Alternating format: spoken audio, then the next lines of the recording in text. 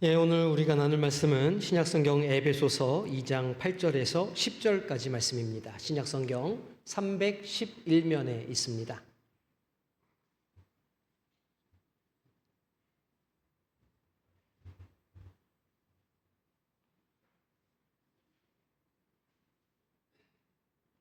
이 8절에서 10절까지 말씀 우리 한 목소리로 합독하겠습니다.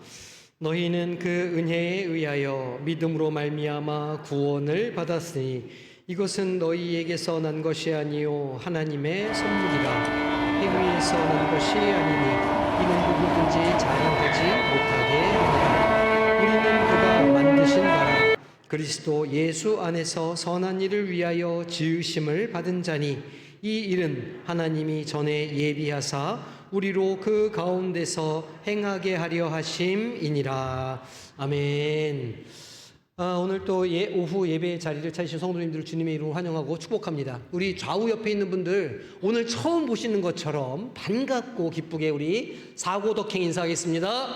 사랑합니다. 고맙습니다. 덕분에 행복합니다. 덕분에 행복합니다. 처음 보는 것처럼, 처음 만난 것처럼 늘 그렇게 반겨주시기를 부탁드립니다.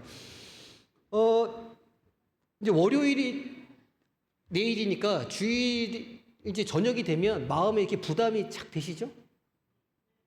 그러신 분들이 많으실 거예요. 왜냐면 이제 월요일 날 아침 또 이제 출근을 해서 또 일주일 살 생각을 하면 이렇게 마음이 답답하니 또 주말 다 지나갔다. 이제 이런 마음이 되시는 분들이 아마 많지 않을까 생각이 됩니다. 월요일 아침에 눈을 뜰 때 우리 마음을 가장 먼저 이렇게 찾아오는 감정은 어떤 것인지 궁금하네요. 내가 이번 한 주간도 잘 버텨야 되겠다. 이런 마음이신지, 아니면 이번 주에 내가 할 일들이 많은데 이걸 또 어찌 감당할꼬, 이런 두려움이 있으신지, 여러 가지 마음들이 있으실 생각이 돼요. 우리는 매일 아침 눈을 뜨는 그 순간서부터 무엇인가를 끊임없이 해야만 하는 그런 세상을 살아가고 있습니다. 그래서 하루 일과가 끝나거나 아니면 한 주간을 지나서 나를 이렇게 돌아볼 때 우리 이제 스스로 이렇게 평가를 하는 거죠. 오늘은 내가 뭐 하고 살았나?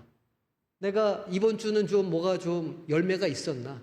내 삶에 뭐가 좀 이렇게 진보가 있었나? 이제 그렇게 성적표를 매겨보게 됩니다.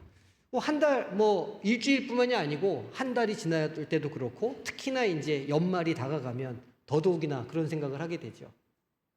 여기 이제 많이 계시는 분들이 이제 이 갱년기를 지나시는 분들이 꽤 있지 않습니까? 이 갱년기가 되면 우리 엄마들이 마음속에 갖는 그 큰 회한 가운데 한 가지가 뭐냐면, 내가 이날까지 뭐 하고 살았나 하는 거 아니겠어요? 내가 이날까지 자식들 키우면서 이렇게 살았는데, 누구 하나 마음에 드는 거 하나도 없고, 남편은 진짜 꼴도 보기 싫고, 내가 진짜 지금까지 뭐하고 살았나, 이런 생각을 하면 그 인생이 다 허무해 보이고 이제 그런 마음이 드시는 거예요. 제가 말씀드리지만 그거는 남편이 진짜 못나서가 아니라 호르몬의 문제 때문에 그렇게 보이시는 겁니다. 실제로는 괜찮은 남편, 괜찮은 자녀들이다. 제가 다시 한번 말씀을 드리면서 오해 없으시기를 바랍니다. 여하간 세상은 우리의 어떤 깊은 내면이나 우리 존재 자체에 대해서는 별로 관심이 없는 것처럼 그렇게 느껴지죠. 오직 우리가 어떤 성과를 냈는지, 어떤 그 결과물을 냈는지, 이런 거에 관심을 가지고 있고 우리의 가치를 그렇게 효율성으로 매긴다는 거예요. 현대사회가 가지고 있는 가장 강력하고 집요한 우상이죠. 그게 뭐냐면 성취주의라는 거예요. 얼마나 했어? 얼마나 열매를 맺었어? 얼마나 쓸모가 있어? 이것으로 사람의 가치를 판단하고 증명하게 하는 거예요. 그렇기 때문에 우리는 이렇게 주말이 다가오고 또 월요일이 되고 이런 삶의 굴곡을 지날 때마다 늘 불안하고 제대로 쉬지를 못하는 겁니다. 아무것도 하지 않고 가만히 있으면 내가 좀 도태되고 있다, 이제 그렇게 느끼고 내 존재 가치가 이렇게 증발해 버리는 것 같은 그런 두려움을 갖고 사는 거죠. 매일 멈출 수 없는 행위의 그 쳇바퀴 속에서 영적인 피로감과 번아웃을 경험하게 됩니다. 영상 하나를 좀 볼 건데요. 한 2분 30초 되는 영상이에요. 2007년도 1월 달에 미국 워싱턴 DC의 한 지하철역에서 진행한 CNN에서 진행한 사회적 실험이거든요. 추운 겨울 아침에 출근길로 붐비던 지하철역 입구에서 청바지에 모자를 눌러쓴 한 남자가 바이올린을 켜는 겁니다. 출근 시간에. 근데 이 사람이 누구냐면 조슈아 벨이라고 아주 유명하신 분이에요. 바이올린 하면은 또 둘째가라면 서러우신 굉장히 유명한 연주자거든요. 지금 이분 손에 들려있는 저 바이올린이 뭐냐면 1713년도에 만들어진 45억 원이 되는 예, 스타리디바리우스 알죠? 스타리디바리우스라고 하는 유명한 분이 만든 그 바이올린이에요. 저게 정명화 씨도 이분이 만든 바이올린 하나 갖고 계시거든요. 1731년에 만들어진 첼로를 갖고 계시더라고요. 근데 어쨌든 45억짜리 바이올린을 들고 세계 최고의 바이올리니스트가 출근길에 연주를 하는 겁니다. 과연 출근길에 사람들이 알아볼까요? 영상 보여주세요.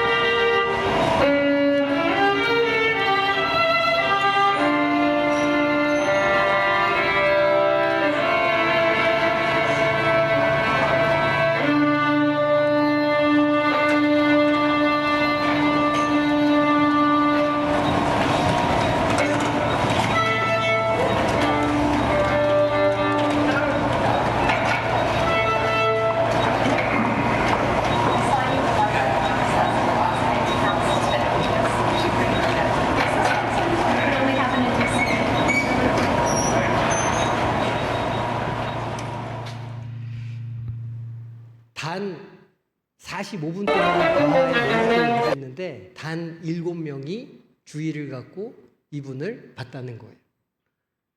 대부분의 사람들은 그가 누구인지, 그가 들고 있는 악기가 뭔지, 지금 나오는 음악이 뭔지 아무런 관심을 갖지 않았다는 거죠.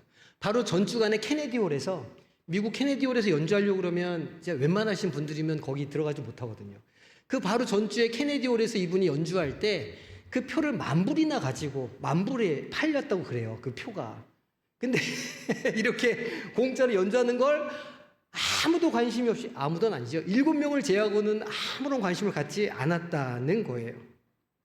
그저 바쁜 출근길을 방해하는 평범한 길거리 음악가로 치부하면서 무심하게 발걸음을 옮겼다고 그러는 겁니다. 왜 이런 일이 일어날까요? 그 출근길의 시민들이 음악을 전혀 모르는 무식한 사람이어서 그랬을까요? 아닐 거예요. 나를 잡고 예매를 해서 충분히 음악회를 갈 수 있는 사람들이었을 겁니다. 그런데 그들의 눈과 마음이 바쁨, 효율성이라고 하는 틀에 갇혀 있었기 때문에 그 진정한 가치와 의미를 발견하지 못했다는 겁니다. 지하철역이라고 하는 공간은 목적지를 향해 가장 빠르게 이동해야만 하는 효율의 공간이었다는 거예요. 그 효율의 공간 속에서는 세계 최고의 거장도, 45억 원짜리 보물 같은 악기도, 영혼을 울리는 아름다운 음악도 그저 통행을 방해하는 걸림돌에 지나지 않았다는 겁니다. 이 실험은 오늘날 세상이 우리 한 사람 한 사람을 바라보는 시선을 정확하게 대변해 주는 그런 실험이라 할 수 있습니다. 이 세상이라고 하는 출근길 지하철역은 우리가 매일매일 살아가는 일주일의 삶의 현장이죠. 그곳은 우리 안에 새겨진 하나님의 형상의 어떤 고유한 가치, 아름다움을 결코 주목하지 않는다는 겁니다. 당장 우리 회사에 어떤 기여를 하는가, 우리 가정에 어떤 보탬을 주고 있는가, 그 사람의 어떤 생산성이 얼마나 뛰어난가로 그것을 판단한다는 거예요. 참으로 슬픈 사실은 세상만 우리를 그렇게 보는 게 아니라는 거죠. 어느덧 우리 자신도 내가 나를 볼 때에도 그렇게 바라보지 않느냐는 겁니다. 내가 남들보다 성과를 내지 못해서 나는 별로 가치가 없는 사람이라, 나는 저 사람보다 유능하지 못하니 무가치한 사람이라. 이걸 어떻게 알 수 있냐면 우리가 누군가보다 더 잘나 보이기 위한 열망이 우리 안에 가득하다는 걸 보면 그것을 알 수 있죠. 우리 안에 열등감이 있고 우리 안에 뒤처지고 있다고 하는 그 마음이 있기에 누군가보다 더 잘나 보이고 더 괜찮아 보이고 싶은 그런 욕망이 우리 안에 가득하다는 겁니다. 바리새인이 사마리아 죄인을 보면서 비웃는 거예요. 주님, 저는 저 사람보다 훨씬 더 잘난 사람입니다. 저 사람은 간음하고 도둑질하고 그랬을 건데 저는 깨끗한 사람이에요 라고 하나님 앞에 서는 그 모습 자체가 그 안에 수많은 열등감이 있다는 걸 대변해 주는 것이죠. 세상의 유효기간이 지나면 언제든 대체되고 버려지는 공장의 어떤 부속품처럼 자기 자신을 그렇게 취급하면서 우리가 살아가고 있다는 이야기입니다. 그런데 정말 우리는 세상이 평가하는 대로 그렇게 어느 순간 이렇게 사용되다가 버려지고 그렇게 잊혀질 기능적인 부속품에 불과합니까? 우리 인생이?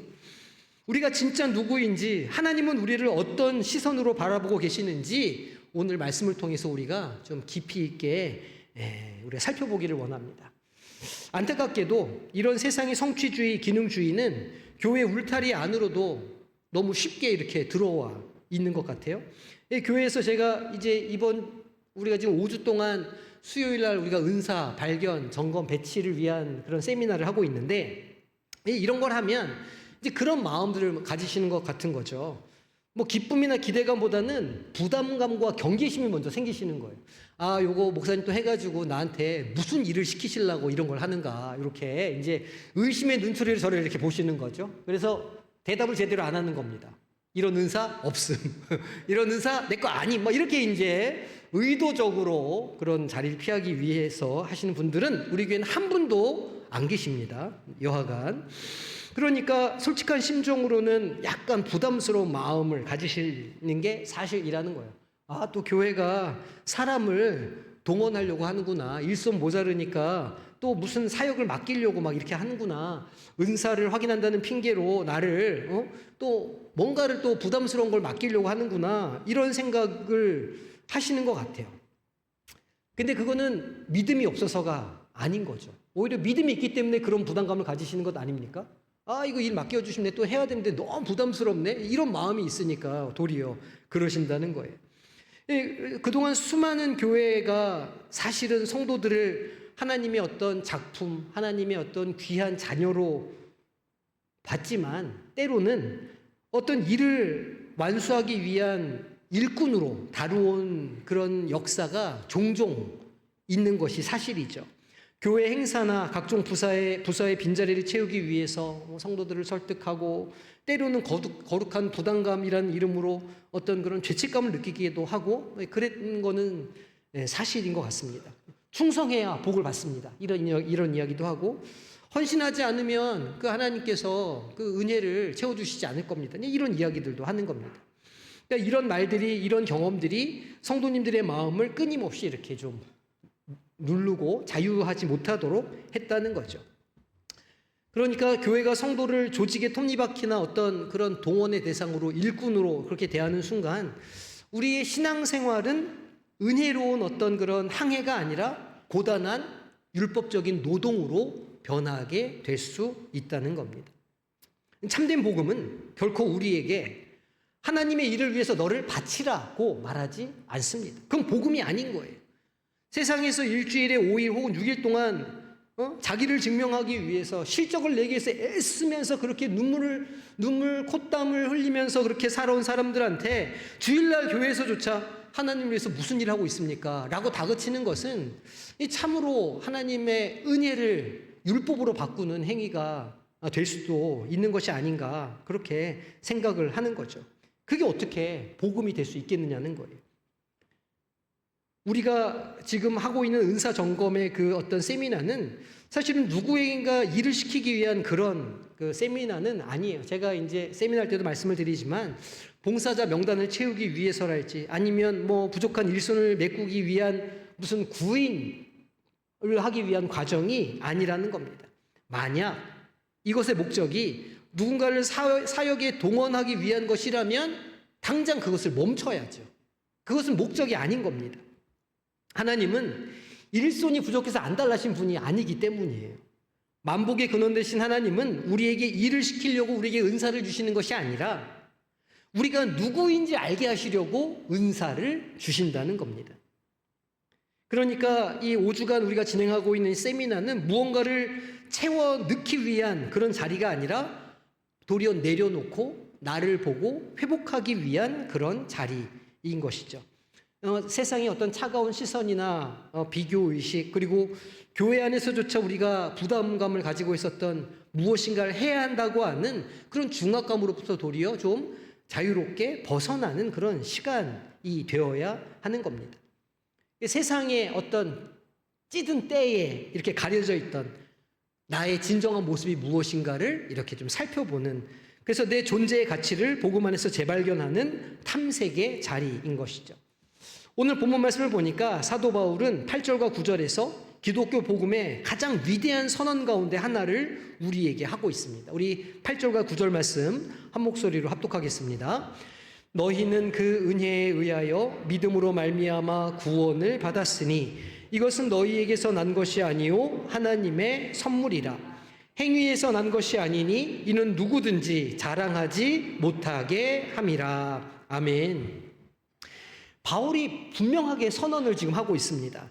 우리의 구원은 우리의 어떤 봉사나 우리의 헌신, 어떤 우리의 노력, 우리의 조건이나 선행, 열심으로 얻어낸 결과가 아니라는 거예요. 구원은 100% 하나님께서 그냥 주시는 선물이라 기록하고 있습니다. 우리가 생일을 맞은 자녀한테 선물을 주면서 네가 1년 동안 엄마 말 잘 들었으니까 이거 선물 주는 거야, 이렇게 선물을 주시는 부모님은 아마 없지 않으시겠어요? 딸이니까, 아들이니까, 사랑하니까, 이 땅에 태어나서 내 곁에 있는 것만으로도 너무너무 좋으니까 선물하는 것 아닙니까? 마찬가지죠. 하나님께서 우리에게 선물을 주시는 이유도 우리가 무엇인가를 해서, 뭔가 성과를 내서, 전도를 많이 해서 주시는 게 아니라는 거예요. 그건 우리가 하나님의 자녀이기 때문에, 우리를 사랑하시기 때문에 그냥 주시는 것이라 바울 사도가 이야기하고 있습니다. 근데 여기서 멈추지 않아요. 한 발 더 나아가는 겁니다. 구원받은 성도의 참된 정체성을 설명하기 위해서 10절의 말씀을 우리에게 들려주고 있습니다. 10절 말씀 함께 합독하겠습니다. 우리는 그가 만드신 바라 그리스도 예수 안에서 선한 일을 위하여 지으심을 받은 자니. 아멘. 그가 만드신 바라 할 때 만들었다, 만들어짐을 받았다는 이 헬라어가 바로 포이에마라고 하는 단어예요. 포이에마. 만들어진 것, 작품, 피조물, 이런 뜻이에요. 여기에서 시인이라는 단어가 나왔어요. 시인들이 시를 쓸 때 시적 언어는 어떤 언어이죠? 언어가 담을 수 없는 것을, 언어가 미처 담아내지 못한 것을 시인이 시라고 하는 그 말도 안 되는 비유와 심상을 통해서 더 다른 것을 표현해내는 게 시예요. 그러니까 예를 들어서 우주를 방문한 우주 비행사가 그 별이 가득한 우주를 바라보면서 설명해 주려고 하는 거예요. 누군가한테. 별은 수십 개의 은하가 있고 어쩌고 저쩌고 이렇게 설명하는 거예요. 그런데 그 우주에서 느끼는 경이를 그런 과학적 언어로 설명할 수 있을까요? 없죠. 그래서 우주를 가장 잘 설명할 수 있는 사람은 과학자가 아니라 시인인 거예요. 왜냐하면 시는 그것이 가지고 있는 언어가 가지고 있는 한계를 넘어서 그것의 어떤 본질을 드러내주기 때문에, 그런 의미에서 우리를 만드신 바라 할 때 이 포이에마가 갖고 있는 단어의 의미가 우리에게 더 진하게 다가오죠. 단순한 물건이나 일반 제품을 말하는 게 아니에요. 만들어진 바라고 할 때 공장에서 대량으로 찍어내요. ISO 9001 인증받으면 한국에서 만드나 일본에서 만드나 미국에서 만드나 똑같은 제품이 만들어져 나오는 거예요. 규격화되어 있으니까. 근데 하나님 만드신 포이에마는 그런 공산품을 말하는 게 아닙니다. 위대한 시인이 자신의 영혼과 사상을 담아서 써내려간 한 편의 경이로운 시, 아니면 어떤 거장이 밤을 새워서 자신의 온 숨결과 정성을 쏟아부어 만든 단 하나의 걸작품, 로댕, 아니면 시스타나 성전 안에 그려져 있는 천지창조의 그림, 이런 것들을 보고 우리는 포이에마라고 부르죠. 걸작품을 말하는 겁니다. 하나님께서 세상을 창조하실 때를 한번 떠올려 보세요. 하나님께서 무엇으로 세상을 창조하셨죠? 말씀으로. 말씀 한마디로 해와 달과 별을 만드셨어요. 바다와 산, 거대한 우주 만물을 오직 말씀으로 창조하셨어요. 그런데 사람은요, 직접 빚으셨어요. 그러니 인간이라고 하는 존재는 세상에 다른 어떤 피조물과는 다른 거예요. 왜냐하면 직접 만드시고 거기에 하나님께서 생기를 불어 넣으셨기 때문에. 각자의 그 걸작품마다 하나님께서 성령을 통해서 생기를 불어 넣어주시고 그 사람만의 고유한 모습과 고유한 아름다움을 직접 만드셨다는 거예요. 그것이 바로 성도님, 포이에마라고 부르는 거죠. 그러면 세상의 종교와 성경에 말하는 복음이 무엇이 다를까요? 그냥 세상에도 많은 종교들이 있잖아요.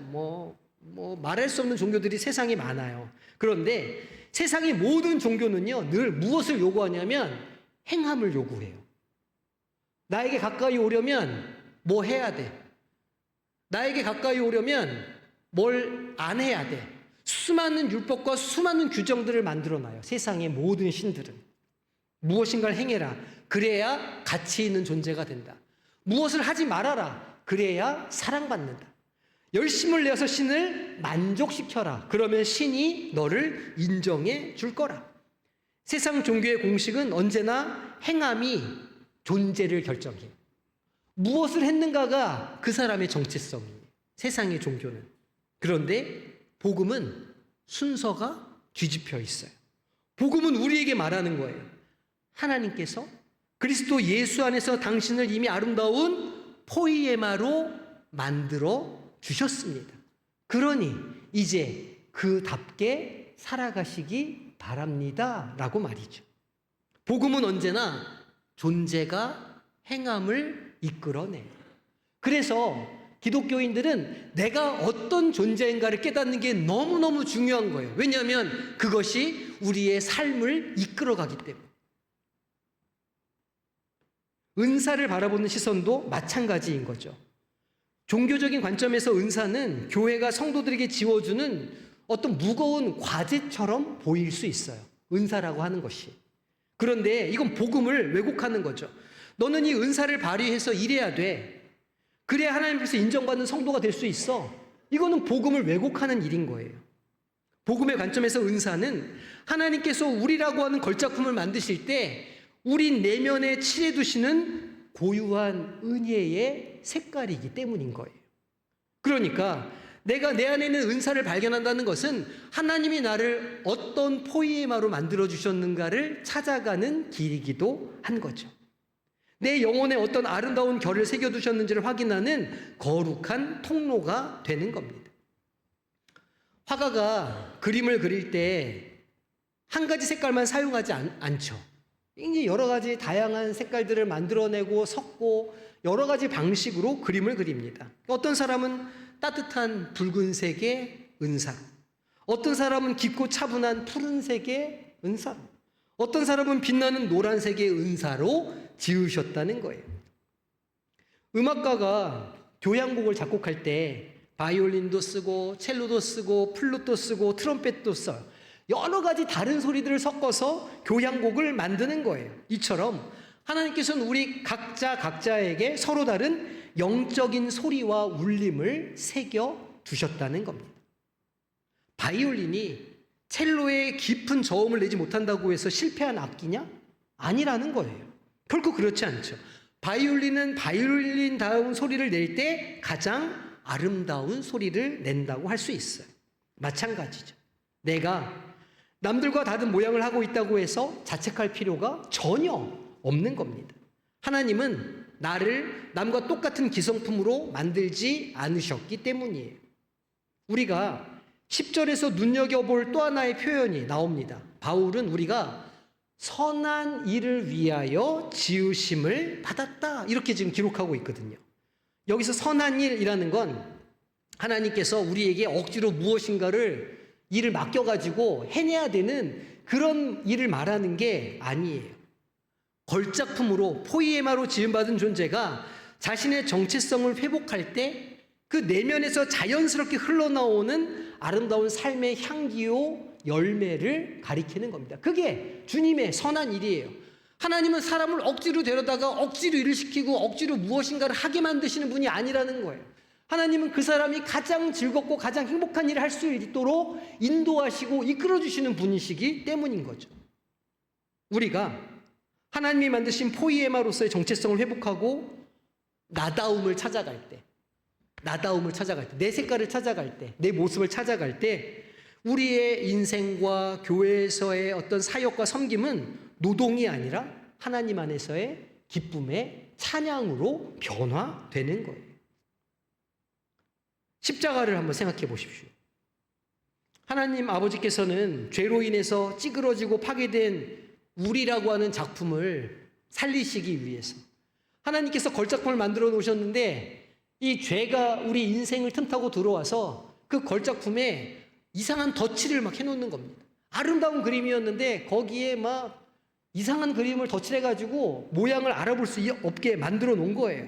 그래서 주님께서 하나밖에 없는 독생자 예수 그리스도의 생명을 기꺼이 지불하시고 그 보혈로 덧칠되어 있는 색깔을 지워 주신다는 거예요.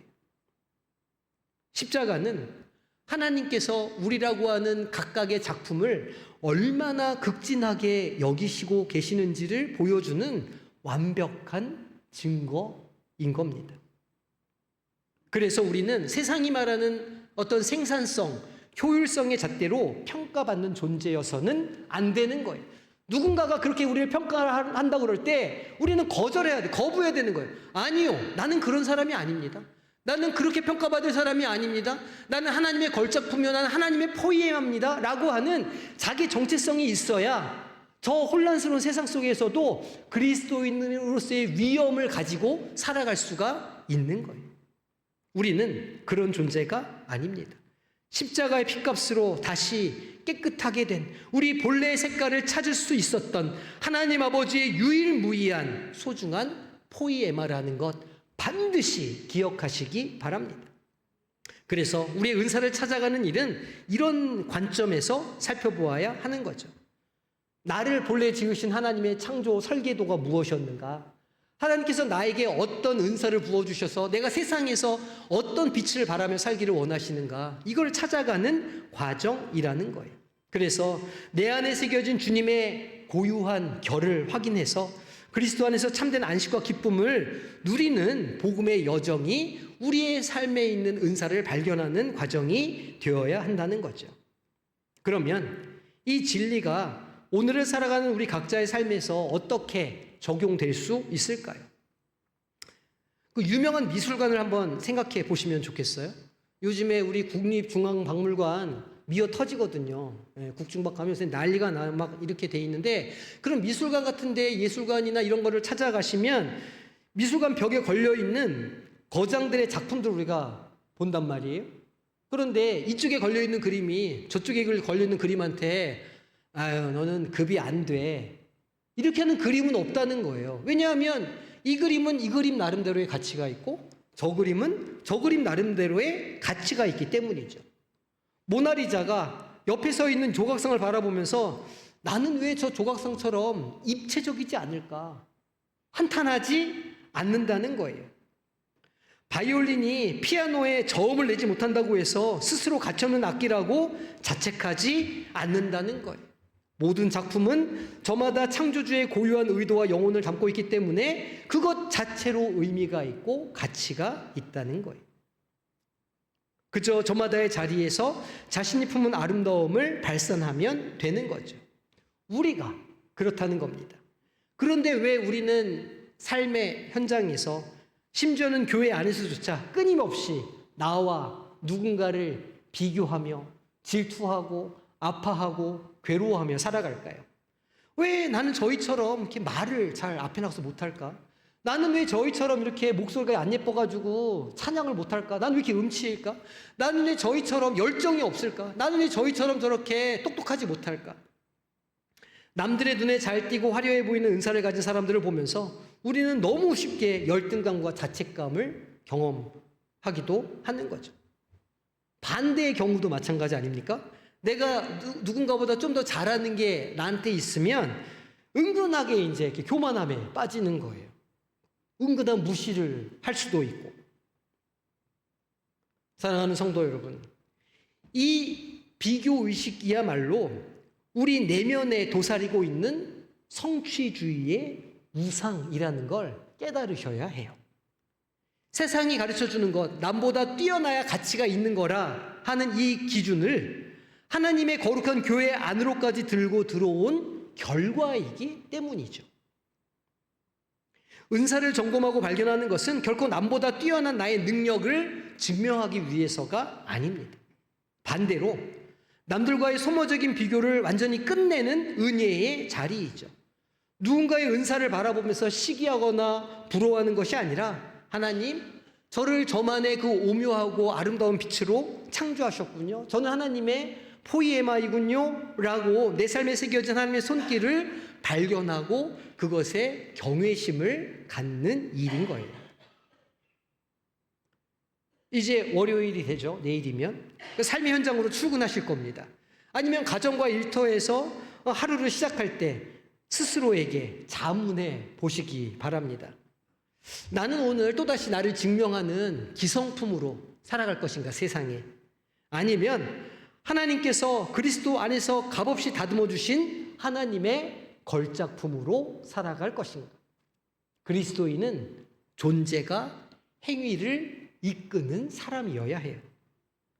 내가 이번 주에 교회와 직장에서 무언가를 억지로 해내야 한다라고 하는 율법과 의무를 좀 내려놔 보시기 바랍니다. 대신 우리의 존재를 향해서 이렇게 다짐해 보시면 좋겠어요. 하나님, 내 영혼에 새겨주신 고유한 은혜의 색깔은 무엇일까요? 내가 세상에 강요하는 그런 모습이 아니라 가장 나다운 모습은 주님 안에서 어떤 모습일까요? 내가 어떤 모습으로 있을 때 하나님이 가장 기뻐하시나요? 내가 오늘 나의 삶에서 어떤 결단과 어떤 결심을 할 때 그것이 나의 모습을 찾아가는 일이 될까요? 더 이상 다른 사람의 옷을 입으려고 애쓰지 마시기 바랍니다. 나도 기쁘지 않고 하나님도 기뻐하시지 않기 때문이에요. 과거 다윗이 사울왕이 입혀준 커다란 갑옷을 입지 않았어요. 왜냐하면 그것을 입고 골리앗을 상대할 수가 없었기 때문이죠. 그냥 늘 자신이 일상 가운데 휘두르던 물맷돌, 그것을 들고 가장 다윗다운 모습으로 거인 골리앗 앞에 섰을 때 그는 승리할 수 있었다는 겁니다. 세상이 우리에게 입히려고 하는 효율성의 갑옷, 남들의 시선이라고 하는 거추장스러운 갑옷을 예수 그리스도 십자가 앞에 과감하게 벗어버리시기 바랍니다. 하나님께서 나에게 주신, 우리 성도님에게 주신 그 고유한 성품과 색깔, 그 아름다운 영적인 소리를 두려움 없이 받아들이고 발견하고 인정해 보시기 바랍니다. 하나님 안에서 가장 나다워질 때, 하나님께서 창조해 주신 내 모습으로 내가 회복될 때, 비로소 우리의 영혼은 세상에서 경험할 수 없는 참된 자유와 안식을 누리게 될 수 있을 것입니다. 그리고 바로 그럴 때에 나라고 하는 걸작품을 만드신 하나님께서 가장 큰 영광을 받으실 겁니다. 1980년부터 94년까지 14년 동안 그 시스타나 성당의 천장화를 복원하는 작업을 했습니다. 왜냐하면 전등이 없으니까 중세시대 때는 저 성당 안에서 늘 촛불을 켰었거든요. 초를 켜고 등잔불을 켜고 이렇게 하니까 그 천장에 그 때가 아주 이렇게 까맣게 이렇게 묻은 겁니다. 그래서 14년 동안 거기를 청소한 거예요. 그 사람들은 미켈란젤로가 그린 그 천지창조의 본래 모습이 원래 어둡고 칙칙한 줄 알았다는 거예요. 맨날 그런 것만 봤으니까. 그을음으로 그슬린 것만 봤으니까. 수백 년간 피어오른 촛불의 그을음과 먼지, 그리고 후대 사람들이 덧칠해 놓은 묵은 광택제가 그림 전체를 어둡게 이렇게 만들었었다는 거죠. 복원가들이 신중하게 수백 년 묵은 때를 닦아냈을 때 엄청난 충격을 받았다고 해요. 그 칙칙한 흙빛 아래로 미켈란젤로가 원래 칠해두었던 색깔이 드러났기 때문이에요. 코발트 블루, 화사한 핑크색, 그리고 레몬 옐로우의 선명한 원색들이 그 그림 가운데 숨쉬며 살아있었기 때문인 겁니다. 미켈란젤로는 어두움의 화가가 아니었다는 거예요. 빛과 색채의 화가였던 거죠. 혹 오늘의 나의 삶이, 내 인생이 그 칙칙하고 피곤한 그런 색깔로만 혹시 느껴지신 분들이 계십니까? 기쁨이 아닌 의무감으로 가득 찬 잿빛처럼 느껴지셨습니까? 그것은 하나님께서 우리를 어둡고 단조롭게 만드셨기 때문이 아니에요. 성취주의, 끊임없는 비교의식, 그리고 행함 중심의 율법주의의 그을음이 우리 내면에 새겨진 하나님의 색깔을 가리고 있기 때문인 거죠. 그러니 우리의 삶 가운데 하나님께서 본래 허락해 주신 색깔을 발견하시기를 소망합니다. 하나님의 은혜 가운데 그 그을음의 때를 한 겹 한 겹 벗겨내 가며 정말 나는 어떤 사람인가? 하나님께서 나에게 무엇을 주셨나? 내가 무엇을 할 때 하나님께서 참으로 기쁜 사람인가? 나는 어떤 존재인가를 발견해 가시는 우리 성도님이 되시기를 축복합니다. 뿐만 아니라 나의 색깔뿐만이 아니라 내 곁에 있는 이들의 고유한 색깔을 발견해 주고, 하나님께서 성도님을 이런 색깔로 칠해 주셨군요. 이런 은사를 주셨군요. 이렇게 서로의 존재를 깊이 발견하고 세워주는 복된 공동체로 세워주시기를 소망합니다. 교회는 효율성, 또 어떤 이익, 어떤 재정적인 어떤 넘침을 위해서 존재하는 조직이 아니에요. 우리가 무슨 사업을 하는 무슨 사업 단체입니까? 아니면 우리가 무슨 성과를 내가지고 막 사람을 몇 년 안에 몇 명 늘려가지고 해야 되는 그런 조직이 아니잖아요. 교회는 그런 공동체가 아닌 거예요. 한 사람 한 사람이 하나님의 포이에마로 발견되기 위해서 모여있는 공동체예요. 그래서 우리 성광교회는 세상 어디에서도 볼 수 없는 가장 아름답고 영광스러운 거룩한 미술관이 되기를 소망합니다. 저마다의 자리에서 하나님이 새겨두신 은사를 결대로, 그 색깔대로 바라는 성도들로 가득한 교회, 서로의 가치를 온전히 존중하며 하나로 연결되는 살아있는 모임, 이 교회를 통해서 세상은 마침내 우리를 지으신 하나님이 얼마나 위대하신 분인가를 발견하게 될 줄로 믿습니다. 이 설레고 영광스러운 이 존재를 발견하는 여정에 한 분 한 분을 기쁨으로 초청합니다. 자기를 잘 발견하시고 내가 하나님의 걸작품이로구나, 이 경탄을 모두가 누리시기를 주님의 이름으로 축복합니다. 기도하겠습니다. 하나님 감사합니다. 우리를 불러주시고 각자의 모습대로, 각자의 형편대로, 각자의 삶의 자리에서 각자의 색깔로 빛나게 하여 주셨사오니 우리가 그 빛을 찾아가며 하나님께 영광 돌리고 우리 삶 가운데는 주님께서 주시는 평안함과 샬롬으로 충만케 하여 주시옵소서. 감사드리며 예수님의 이름으로 기도하옵나이다. 아멘.